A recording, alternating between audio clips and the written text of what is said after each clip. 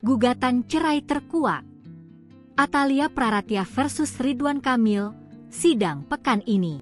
Kabar tak sedap datang dari rumah tangga mantan Gubernur Jawa Barat, Ridwan Kamil. Ia digugat cerai oleh istrinya, Atalia Praratya. Kabar itu dibenarkan oleh Panitera Pengadilan Agama Bandung, Dede Supriyadi.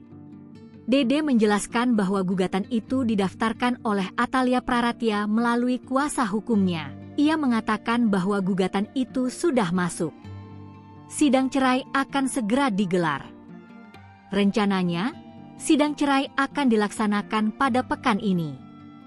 Atalia Praratya dan Ridwan Kamil menikah pada 7 Desember 1996. Keduanya dikaruniai 2 anak yakni Emeril Khan Mumtaz dan Camelia Laetitia Az-Zahra.